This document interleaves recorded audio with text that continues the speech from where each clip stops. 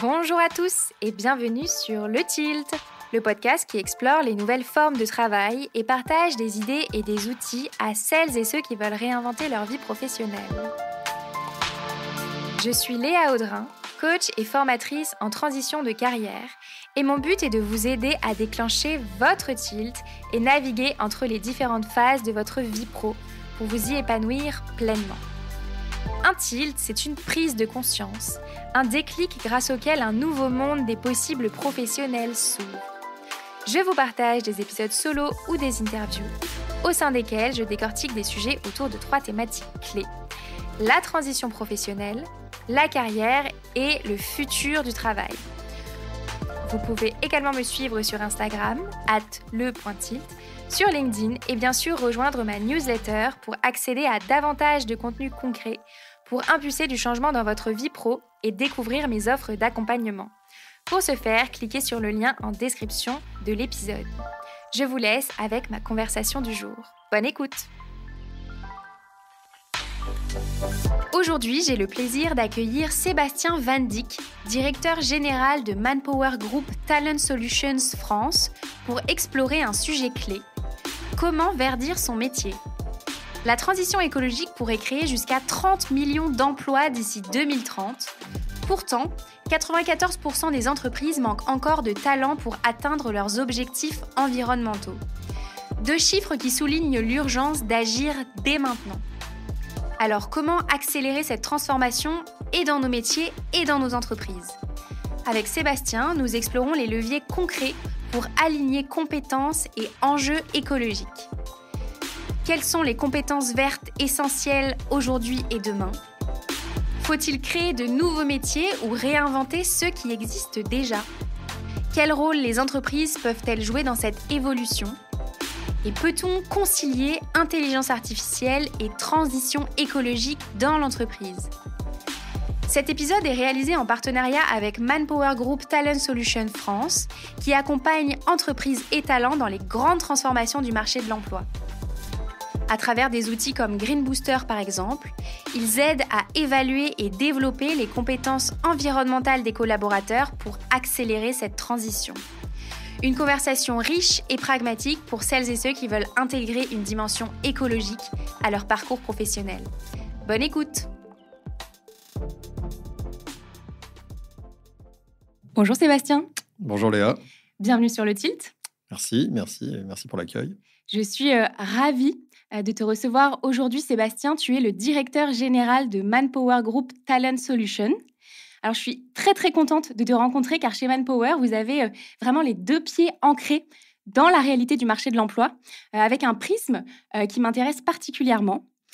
Parmi les différentes expertises que vous avez chez Manpower, celle qui va nous intéresser aujourd'hui, c'est celle de la transition écologique du monde du travail et plus particulièrement cette question: comment verdir son métier ? Alors, en fait, cette thématique, elle est extrêmement importante car on estime que d'ici 2030, donc c'est vraiment demain, la transition écologique pourrait créer jusqu'à 30 millions d'emplois. C'est une statistique que j'ai trouvée dans un de vos documents, dans votre baromètre, qui est issu de l'Agence internationale de l'énergie. Et en face, 94% des entreprises manquent encore de talents nécessaires pour atteindre leurs objectifs environnementaux. Alors, avant de rentrer dans ce sujet qui est très, très important et très urgent, finalement, est-ce que tu peux nous dire qui tu es sans parler de ton travail, s'il te plaît ? Alors, je suis un mélange entre un papa hollandais et une maman auvergnate. Voilà, très simplement. Donc, j'ai un nom qui vient du Nord, et de l'autre côté, j'ai une famille qui est très ancrée au centre de la France, au milieu des volcans. Génial. Alors, est-ce que tu peux nous introduire le sujet et nous dire pourquoi les entreprises, elles sont en première ligne face à ces enjeux écologiques ? Alors, disons que les entreprises sont déjà évidemment très consommatrices de ressources, très consommatrices d'énergie, et donc elles ont leurs enjeux propres à traiter, aussi bien pour l'optimisation, je dirais déjà, tout simplement, et puis bien sûr pour éviter de consommer encore plus, et puis potentiellement aider à traiter les enjeux environnementaux. Donc elles sont quand même au cœur du sujet. Elles sont au cœur du sujet, évidemment, parce qu'elles consomment, mais elles sont aussi au cœur du sujet par les compétences qu'elles emploient et les compétences qu'elles font venir, qui les rejoignent pour justement peut-être opérer différemment demain. On n'est pas tous égaux aux enjeux environnementaux, puisqu'on n'a pas tous des usines, on n'a pas tous forcément des éléments polluants, même si au total, oui. Maintenant, on n'a pas tous la même maturité face à ça aussi. Et donc, du coup, le grand enjeu, c'est de dire comment on peut aider dans la compétence à comprendre les enjeux environnementaux et à modifier potentiellement ses façons de faire, ses façons de travailler pour que demain, ce que les produits et services sont réalisés par l'entreprise soit évidemment impacté, et donc impacté positivement. Et de l'autre côté, évidemment, toujours à penser comment on pourrait faire autrement. Et ça, c'est une culture de base. Mais c'est une culture aujourd'hui qui n'est pas toujours installée, puisqu'on a toujours tendance à répéter ce qu'on a fait, en attendant peut-être qu'un jour, autre chose arrive. Et c'est là où peut-être qu'on se désynchronise par rapport aux enjeux de la planète aujourd'hui. D'où l'importance parfois de trouver des modèles aussi, des entreprises qui prennent le lead sur ces sujets et qui sont capables de nous montrer comment faire finalement. Alors, il faut bien évidemment, il faut avoir des modèles, il faut avoir des symboles, il faut avoir des personnes qui nous inspirent. Et ça, je pense que c'est un des grands enjeux dans tout plan de transformation, parce que c'est un plan de transformation pas pour les entreprises, pour la planète en général. Mais bon, évidemment, là, on parle des entreprises. Et c'est vrai que d'avoir des symboles qui vont inspirer l'ensemble, je dirais, des populations, l'ensemble des ressources qui travaillent par domaine, évidemment, par industrie, parce qu'on a toujours l'impression d'être différent, toujours l'impression qu'on ne peut pas faire exactement la même chose dans une industrie ou d'une autre. Et c'est vrai, si je suis dans le service ou si je suis dans l'industrie, évidemment, j'ai pas les mêmes enjeux face à l'environnement, potentiellement. Pour autant, je peux avoir un impact et je peux surtout avoir un impact universel, parce qu'à la fin, c'est comme une histoire de tous. Et est-ce qu'il y a des choses, des prises sur lesquelles toutes les entreprises peuvent avoir la main sur le sujet de la transition écologique? Alors, nous, là-dessus, on est assez convaincus, en effet, c'est que nous, on adresse les ressources. Et c'est vrai que par le prisme des ressources, on est assez clairvoyant sur le fait qu'on peut impacter la planète, on peut impacter évidemment cette transition écologique, parce qu'on peut donner, à chaque fois qu'on rencontre quelqu'un, qu'on lui propose un nouveau métier, quel qu'il soit déjà plus ou moins vert d'ailleurs. Donc globalement, nous, ce qu'on croit, c'est qu'en effet, on peut avoir la chance, en rencontrant toutes ces personnes, avant de pouvoir leur permettre d'avoir des métiers dans les entreprises de nos clients, c'est évidemment de leur donner une formation, un test, un diagnostic qui leur permet de voir où ils en sont face aux enjeux environnementaux individuellement et collectivement. C'est plutôt essayer de trouver à travers vraiment ses connaissances intrinsèques et voir sa culture personnelle, ce que je fais ou ce que je ne fais pas de mon quotidien et qui pourrait avoir un impact en ayant compris ou pas compris. Parce qu'évidemment, on pense tous avoir compris, et on voit encore face à l'actualité aujourd'hui. Si on prend la Californie tout simplement, on a l'impression quand même que la Californie, c'est pas le dernier des pays qui n'a pas compris ces enjeux-là et qui sont quand même a priori, très avancés sur le sujet avec des volontés politiques très fortes. Et pour autant, on voit bien que ça n'empêche pas des surprises majeures et des surprises au point d'être dévastatrices. Donc ça veut dire que quand on voit ça, quoi qu'on en pense, il y a quand même des événements majeurs qui bougent. Et donc, ça veut dire que derrière, ça veut dire que c'est quand même des hommes et des femmes qui ont des compétences, je dirais, anticipatives, qui sont capables de voir que certains problèmes peuvent être causés à cause d'une mauvaise gestion, à cause je dirais, d'une mauvaise culture, à cause de peut-être juste une mauvaise connaissance. Et nous, ce qu'on se pense, c'est que, évidemment, comme on rencontre quand même des millions de personnes en France et autour de la planète, avant de les amener vers des métiers, on peut avoir cette chance et on veut qu'à travers la ressource, on offre cette chance, déjà au moins de leur donner cette photo de qui ils sont aujourd'hui face aux enjeux environnementaux. Même si c'est rapide, c'est une demi-heure de petits tests qu'on a créé chez nous, ça leur permet d'avoir ce petit test. On peut évidemment le mettre sous ma forme collective pour une entreprise, pour dire une entreprise qui recrute 100 personnes chez nous.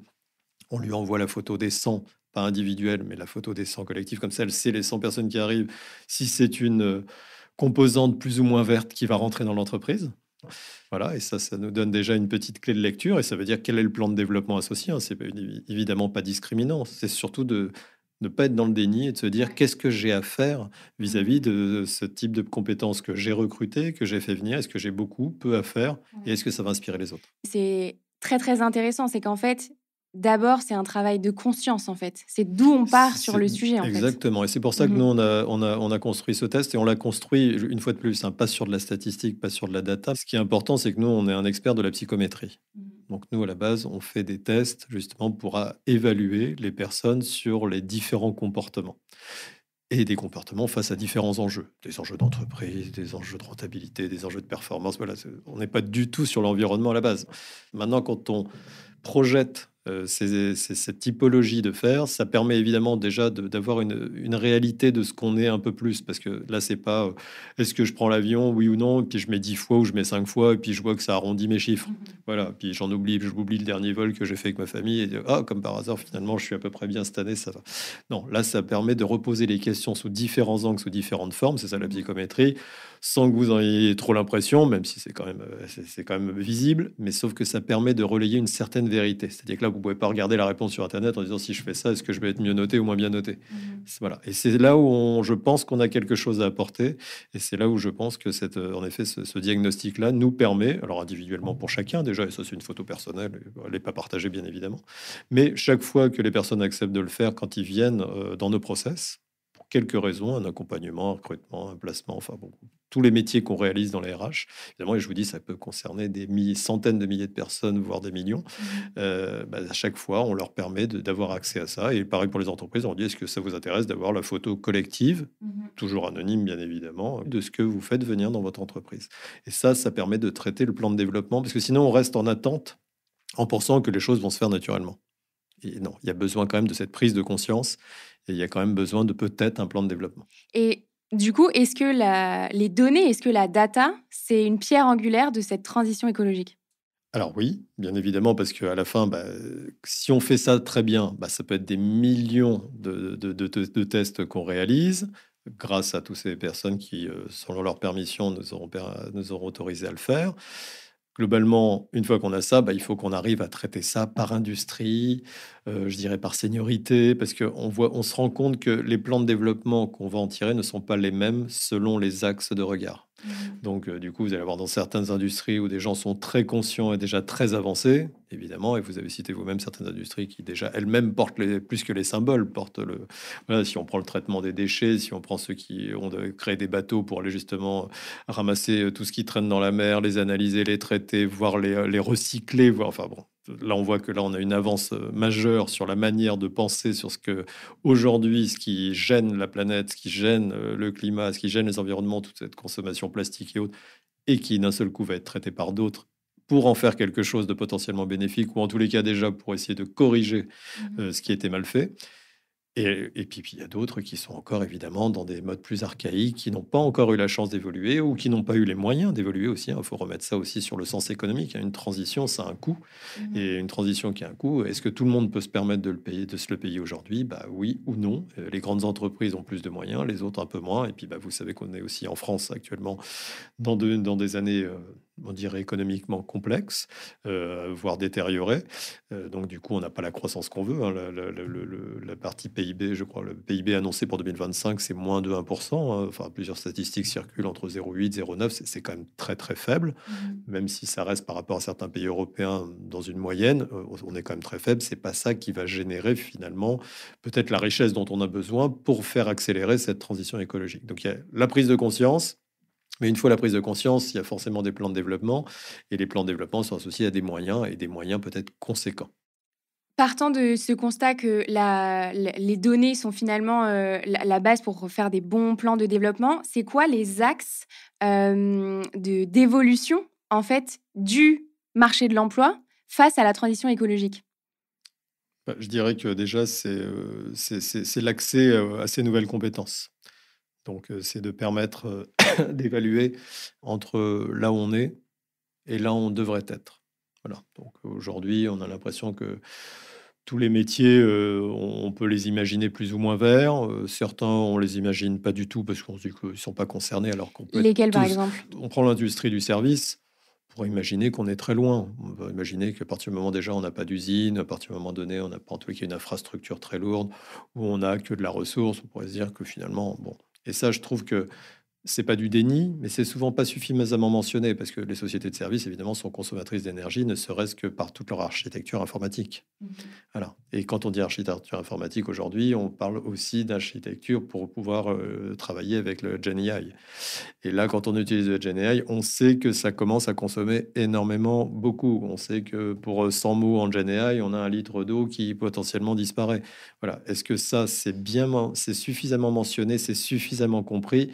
J'en suis pas certain. Je pense que là, et je vous remercie en tous les cas de nous poser ces questions, c'est aussi de se dire, il faut qu'on arrive de manière conséquente et évidemment à travers ce genre d'échanges à démontrer et à montrer qu'il faut peut-être penser aussi à autre chose que ce que sont uniquement les industries dites du passé ou des énergies fossiles ou etc. C'est pas que ça qui pollue, hein, les énergies aujourd'hui consommées pour des grands groupes comme Google, comme Amazon et autres. Enfin, on voit que certains veulent créer des centrales nucléaires juste pour eux. Bon, voilà, on voit la disproportion que ça puisse amener. On aura beau dire que créer une centrale nucléaire pour pouvoir piloter un centre de data, pour pouvoir justement opérer dessus et avoir tout ce qu'on souhaite en termes d'analyse, de Gen AI et autres. Bon, voilà. Donc on voit bien que là, on a de multiples compétences à créer parce qu'il y a tout un tas de nouvelles infrastructures qui va servir à des nouvelles façons d'opérer pour aller encore plus loin et notamment grâce à l'intelligence artificielle. Maintenant, de l'autre côté, on ne peut pas être dans le déni et je pense qu'on l'est pas, mais par contre, je pense les campagnes d'information sont un peu insuffisantes sur le sujet, c'est-à-dire qu'on le dit pas assez, que globalement, c'est ultra consommateur et peut-être pire, pire, je sais pas, mais au moins autant, ou pas loin d'être autant bientôt que certaines grosses industries qui noircissaient le ciel de certains pays. Ah, tu touches du doigt un sujet qui m'intrigue particulièrement en ce moment. Est-ce que tu penses que les entreprises, elles sont capables d'adresser les enjeux d'IA et la transition écologique en même temps? Ou est-ce que ces deux-là, elles sont vraiment complètement en contradiction? Moi, je dirais qu'on n'a pas le choix. Donc, comme ça, voilà, ça évitera de se poser la question trop longtemps. Je pense qu'il faut y aller. Non, non, les deux sont maintenant et majeurs. Bon, donc je pense que les enjeux environnementaux, je pense qu'on est bien tous en train de comprendre que c'est pas demain, que c'est déjà bien C'était aujourd'hui. hier. Voilà, il y a hier et qu'aujourd'hui, je pense que pas besoin d'allumer sa télé tous les jours pour voir qu'il y a quand même des choses un peu étranges qui puissent se passer, qu'on les comprenne ou qu'on les comprenne pas. On voit bien qu'il y a quand même un mouvement et qu'il faut y faire face. Donc c'est tout de suite. Donc là, il faut pas attendre. Et puis de l'autre côté, l'IA, je crois qu'on ne peut pas attendre parce que l'IA va tellement vite, tellement une progression ultra rapide. Tous les 6 mois, la capacité de l'IA est encore supérieure. Alors on voit bien qu'on est dans une séquence à la fois de compétition déjà inter-entreprise et intercapacité, mais aussi évidemment dans le fait que globalement, cette vitesse-là, elle est presque, je dirais, elle est presque connue, enfin elle est connue et mesurée, puisqu'on sait très bien qu'à chaque fois qu'on fait un pas en avant, on sait que dans 6 mois, on va en faire 10 de plus. Donc globalement, de se dire qu'on va attendre ou qu'on peut les faire peut-être de manière séquencée, je pense que ça serait une erreur. Hmm. Donc je pense que maintenant, la difficulté, évidemment, c'est d'être capable de mener les deux fronts en même temps. Et là, c'est là où, bien sûr, ça demande des moyens.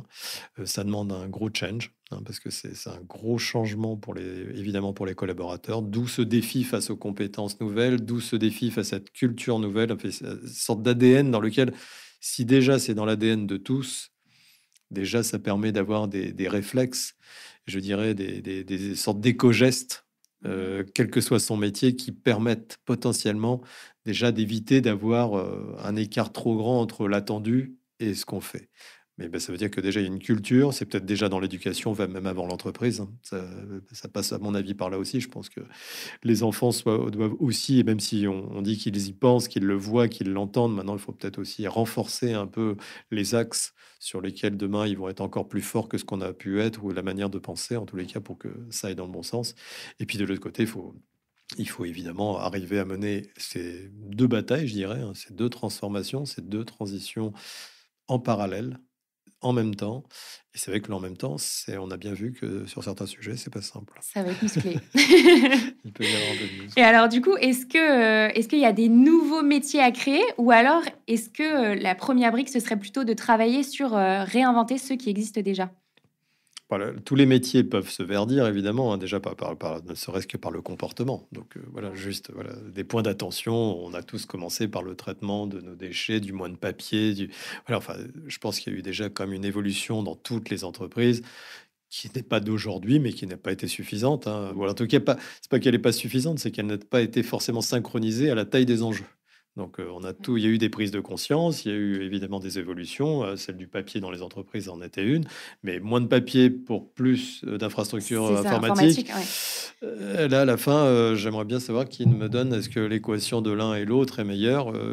Oui, bon, on a le même débat sur la transition thermique électrique pour les voitures. Voilà, on nous dit plus de thermique, il faut passer à l'électrique. Et de Mais l'autre les côté, on batteries, se rend compte que les batteries, finalement, c'est clair. donc on voit bien qu'on est aussi dans un mouvement qu'on ne maîtrise pas totalement. C'est-à-dire que les bonnes intentions d'aujourd'hui ne sont peut-être pas ce qu'on doit faire demain, hélas, même si ça fait partie de la trajectoire. Et peut-être qu'il faut essayer en effet des nouvelles façons de faire. Donc oui, tout le monde doit se verdir, toutes les compétences doivent se verdir. Hein. Je pense que ça, c'est une évidence. Donc toutes les pratiques doivent évoluer. Et c'est vrai que je pense que, enfin, quand on regarde les métiers, bah, déjà en tant que prestataire, hein, nous on est prestataire, typiquement, on voit bien ce qu'on nous demande. On Quoi, nous par demande, exemple? on nous demande déjà nos engagements ESG, hein, donc tout ce qui est autour de l'environnement sociétal et gouvernance. Sur l'environnement, évidemment, qu'est-ce qu'on fait à travers les ressources? C'est pour ça que je vous citais tout à l'heure on avait mis ces tests en place parce qu'on trouve qu'on a la chance de rencontrer énormément de compétences, énormément d'individus. Donc, du coup, si à chaque fois qu'on les voit, on leur donne la chance de pouvoir prendre un peu plus conscience individuellement, une fois de plus et collectivement, de là où ils en sont face à ces enjeux et de les avoir plus ou moins bien compris, voire de les aider à les comprendre le cas échéant, on voit qu'on a quelque chose qui peut aider à verdir déjà au moins le comportement. Ouais. Après, bien sûr, là où on va aider, c'est à verdir aussi la technicité, parce que voilà, quand on dit qu'on passe du thermique à l'électrique, on travaille évidemment avec des instituts de formation pour justement passer de l'un à l'autre, pour continuer à utiliser des compétences potentiellement qui sont communes, et puis pour aider finalement à compléter ou carrément modifier, parce que parfois c'est 100% quand on passe de l'un à l'autre et que c'est définitif, évidemment, là, ça veut dire que c'est une formation nouvelle. Une fois de plus, je reviens, ça passe aussi par l'éducation, parce que je pense que l'éducation, on a toujours eu le problème de l'éducation sur le fait de se dire, est-ce que ce qu'on apprend finalement à travers nos études, c'est ce qui nous permet d'avoir un emploi demain? Je pense qu'il faut qu'on regarde quelle est la demande. On est capable de projeter les demandes à 4-5 ans. Donc, on est capable aussi d'orienter peut-être nos étudiants pour leur dire là, il y aura des besoins, plutôt qu'ils se perdent dans des orientations peut-être encore soit obsolètes, soit pas forcément synchronisées. Une fois de plus, c'est une question de synchronisation. La synchronisation des éléments, c'est ça qui peut donner un petit peu la raison et finalement le résultat, puisque timing is all. Donc, si à chaque fois on a un décalage de 5-10 ans, peut-être qu'on va faire face à des conséquences de 5-10 ans de plus inutilement, alors qu'on aurait pu orienter. Et c'est comme nous, on essaie de faire que, évidemment, quand on nous demande de verdir, on essaie d'apporter les compétences, on forme, bien évidemment, hein, dans nos métiers, on doit former, on doit déjà analyser le point de départ, on doit voir ceux qui peuvent être formés, ceux pour qui ça va être plus facile, ceux pour qui ça sera peut-être moins facile, parce que l'écart est plus grand, tout simplement, donc ça veut dire c'est du temps, et quand c'est du temps, ça veut dire que c'est des moyens, ça veut dire qui paye des formations d'un mois, de 2 mois, de 3 mois, de 6 mois, enfin, voilà, on rentre dans des échéances, et puis bien sûr, pour autant, il y a bien des enjeux devant qui sont là, et des entreprises qui attendent. Je trouve que quand tu dis timing is all, c'est vraiment très révélateur aussi du contexte dans lequel on se pose ces questions-là. Et pour moi, c'est presque un triptyque, en fait. C'est IA, transition écologique et temps. C'est ça la troisième, la troisième brique de la question.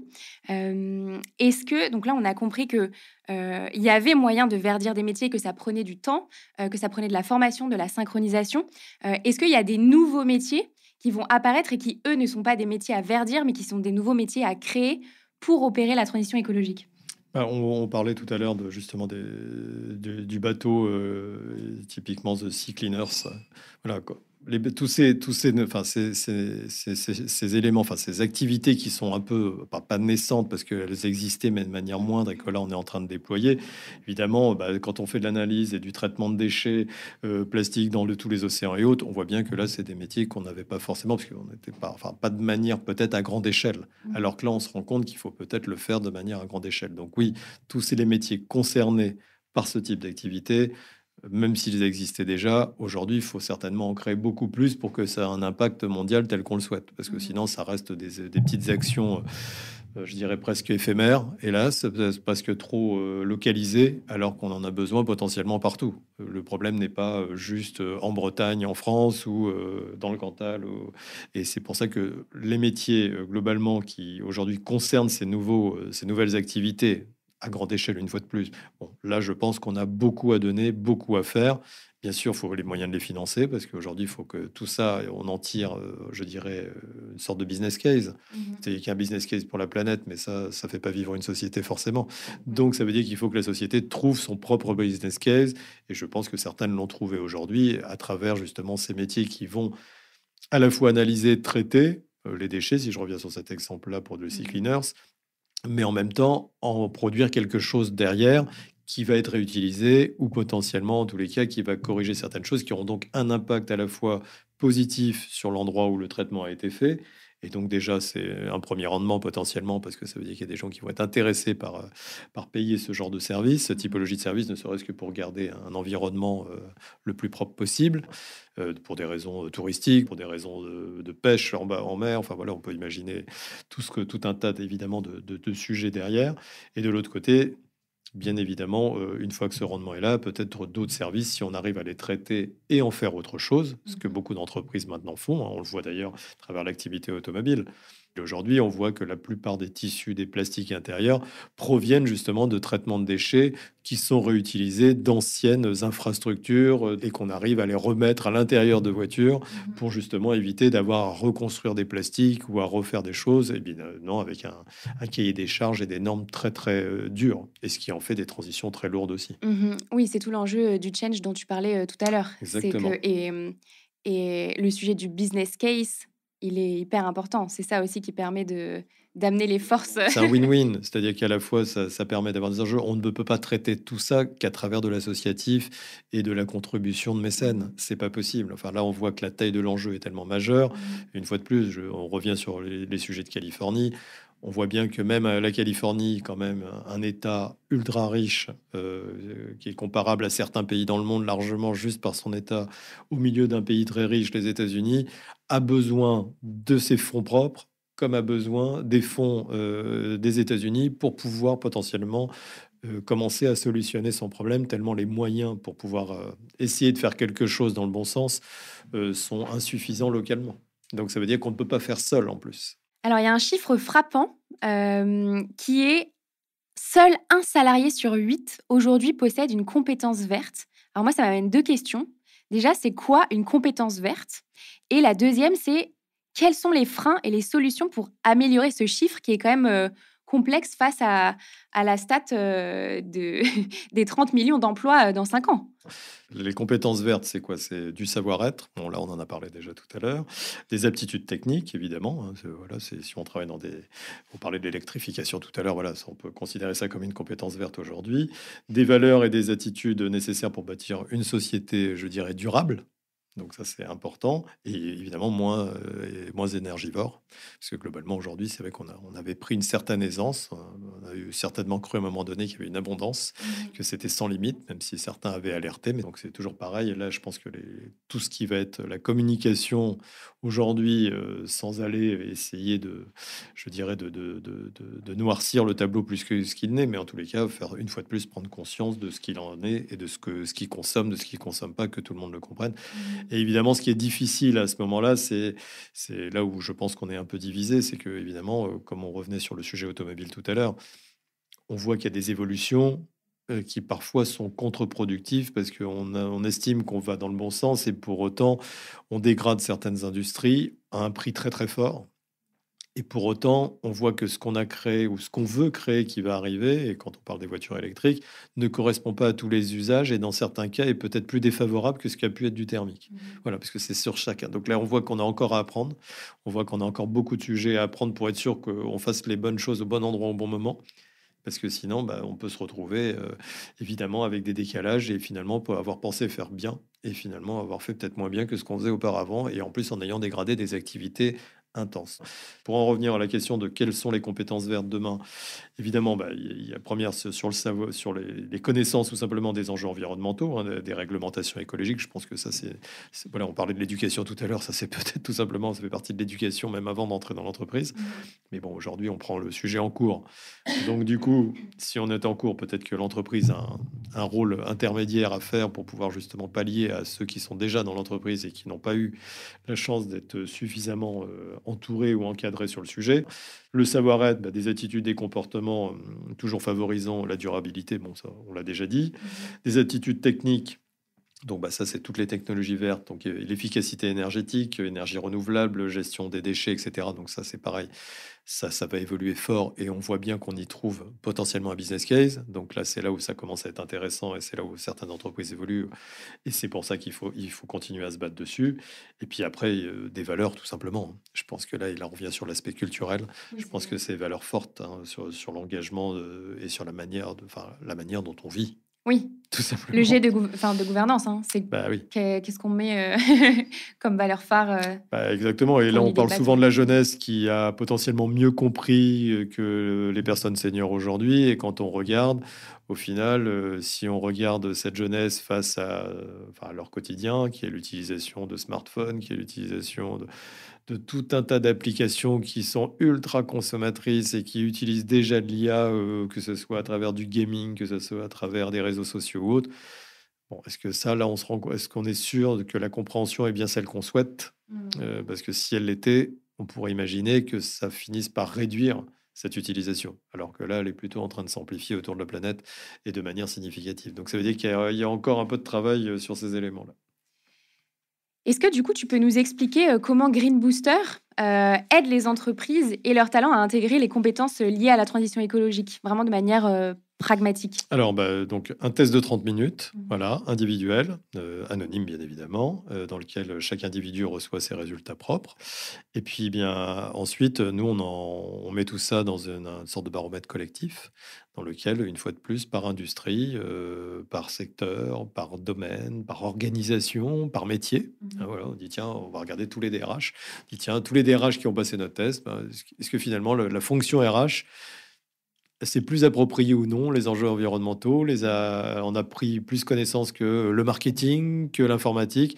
Et là, on commence à faire des points de comparaison.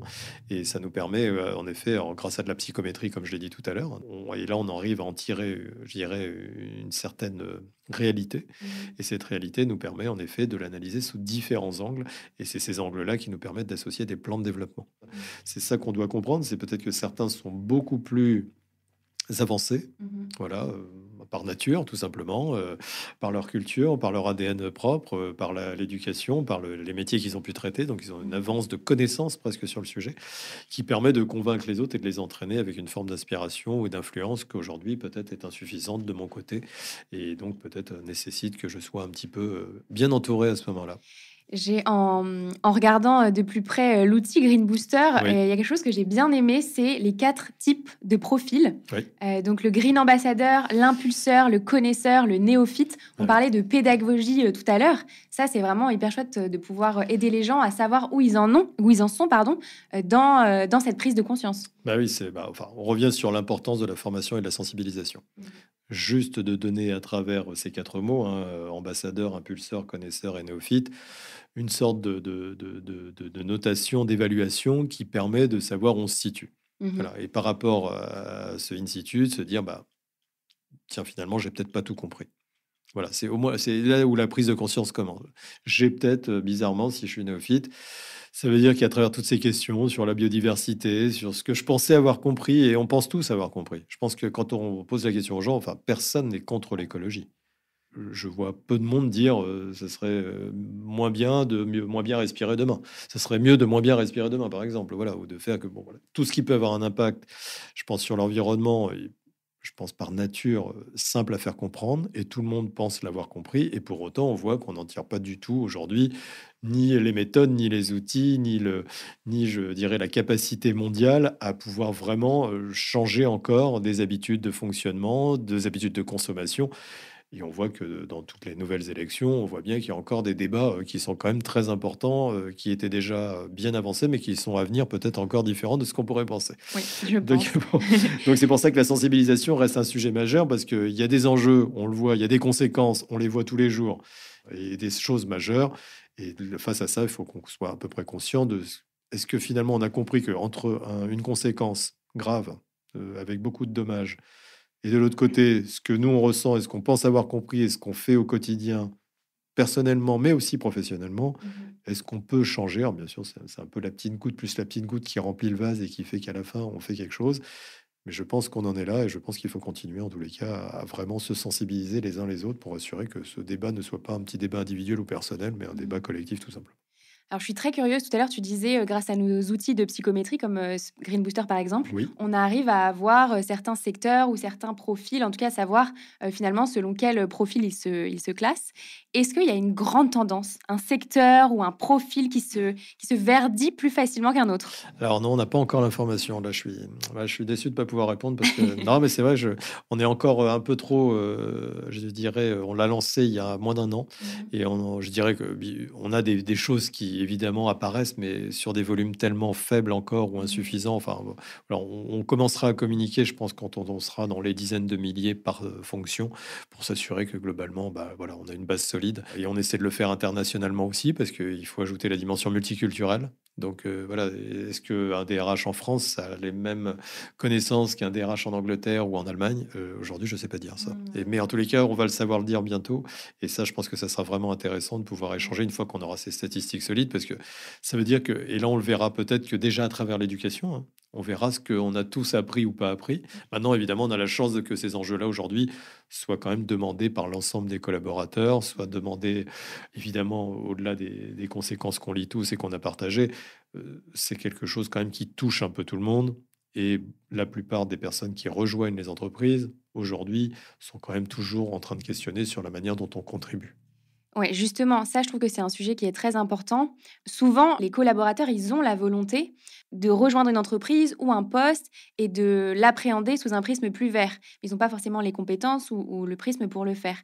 Comment est-ce qu'on fait, comment est-ce qu'on aide un collaborateur qui a envie de verdir son métier, mais qui est pris dans finalement dans ce troisième pilier dont on parlait tout à l'heure, qui est celui du temps, et qui est dans un système d'entreprise qui bouge pas assez vite à son goût. Bah oui, c'est-à-dire qu'aujourd'hui, comme on l'a dit, on est dans des périodes de transition. Donc on est entre les deux. Il y a des vérités qui seront peut-être plus vraies demain. Il y a des choses qu'on va tester et finalement on va se rendre compte que c'était peut-être pas les bonnes et on fera peut-être autre chose.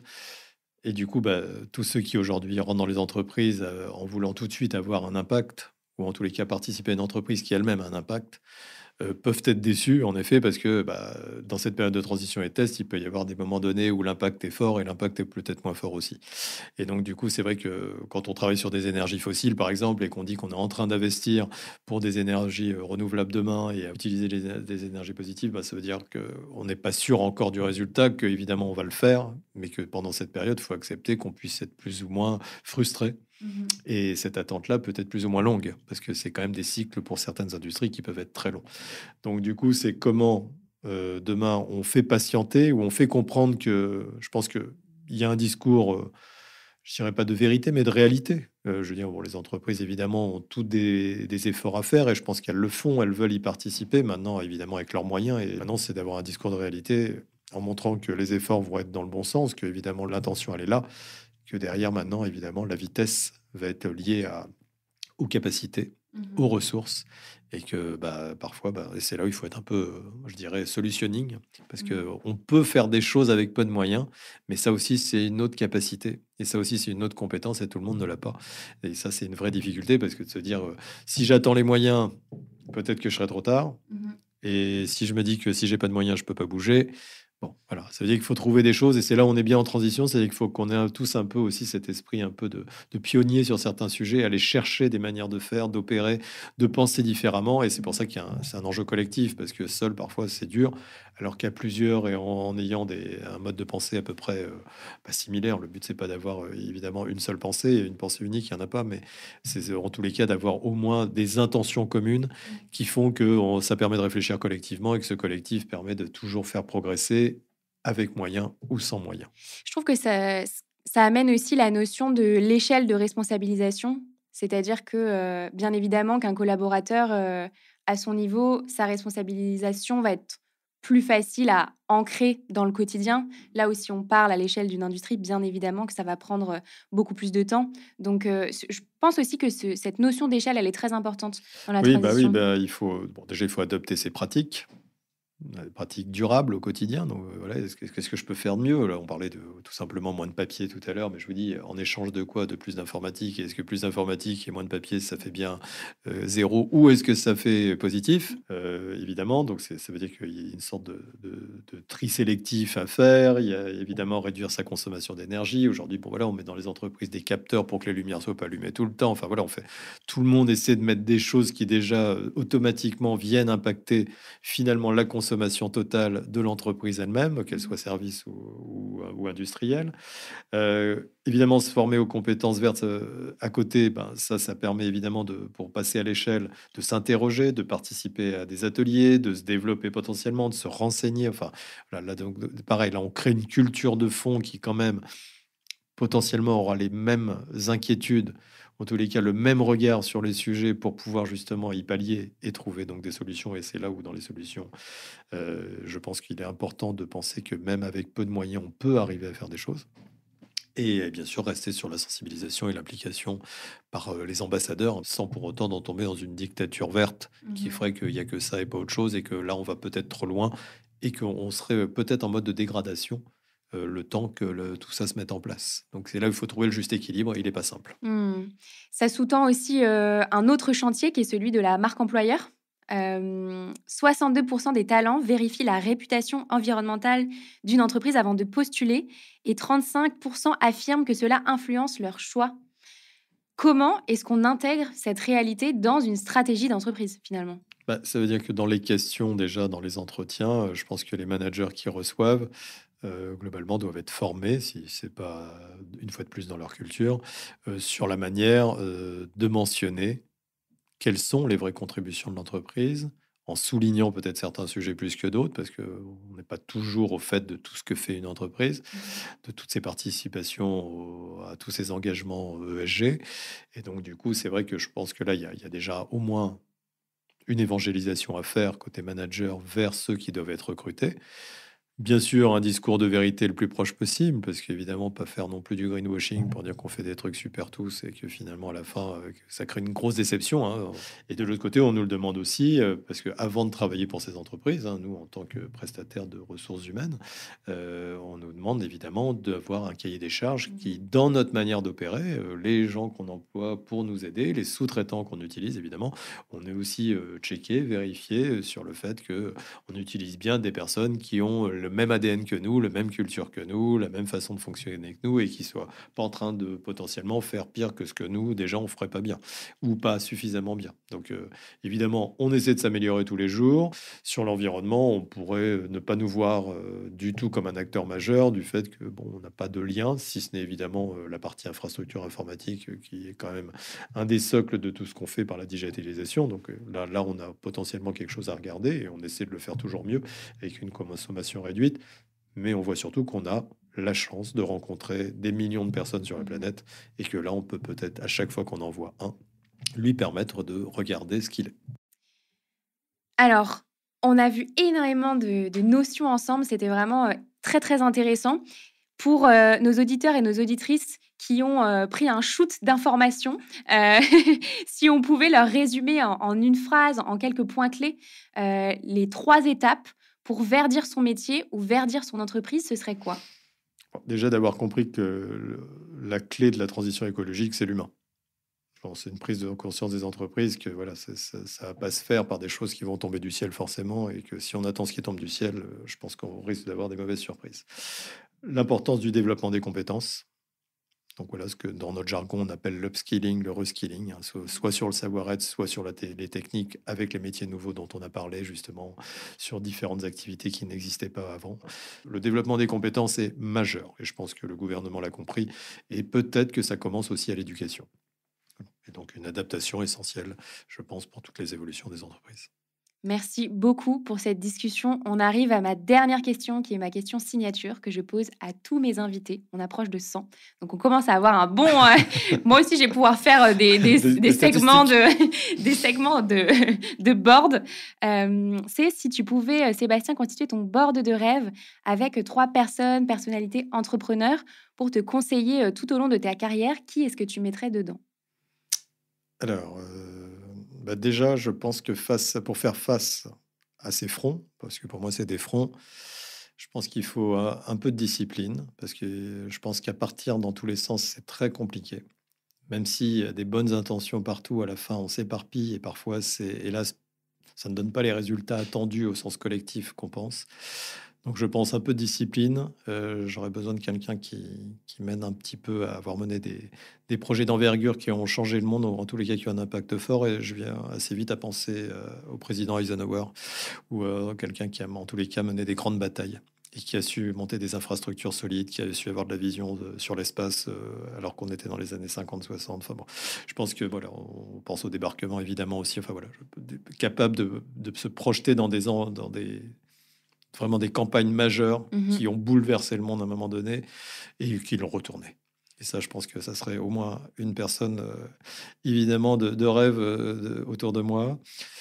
Une autre personne, je pense, sur la transition écologique, des personnes comme Bertrand Piccard, voilà, avec des projets comme Solar Impulse qui ont su prouver que seul, on peut monter dans un avion et faire le tour de la planète et qui ont permis de développer plein de compétences et qui aujourd'hui sont encore sur d'autres projets pour montrer tout un tas enfin, tout ce qu'on peut faire avec une énergie totalement renouvelable et entre guillemets qui ne consomme pas toutes ces énergies fossiles et en utilisant pour autant des moyens qu'on a l'habitude, comme de l'avion. Voilà, donc qui ont laissé des preuves et ça, je pense que c'est important. Et puis quelqu'un, je dirais, d'ingénieux, parce qu'il faut aussi de la méthode face à ça. Donc, je penserais à des personnes peut-être d'un autre temps, mais en tous les cas, des gens qui ont su faire bouger les lignes, comme Marie Curie. Je pense que des gens qui ont justement cette capacité d'analyse hors norme, qui ont été prix Nobel et qui sont capables, évidemment, intellectuellement, de nous amener peut-être dans des horizons et peut-être avec des nouvelles formes d'énergie et qui sont capables de nous traiter demain, de nous amener vers d'autres façons de faire et peut-être de penser aussi. Génial, très complet ce board. Malheureusement, ce dîner n'aura jamais lieu pour des problématiques de timing, mais très beau board. Merci beaucoup, Sébastien. Merci C'était Léa. très intéressant et je te dis à bientôt. Eh ben, merci Léa, à bientôt aussi. Merci beaucoup d'avoir écouté cet épisode du Tilt avec Sébastien Van Dijk. J'espère qu'il vous aura permis de mieux comprendre comment les entreprises et les talents peuvent jouer un rôle clé dans la transition écologique, en intégrant de nouvelles compétences et en repensant leur métier. Et comme vous êtes encore là à m'écouter, c'est certainement que cet épisode vous a plu. Si c'est le cas, vous pouvez noter l'épisode et le podcast sur Apple Podcasts et Spotify et mettre 5 étoiles et un commentaire. C'est le meilleur moyen de m'aider à faire rayonner le Tilt. Merci beaucoup et à bientôt.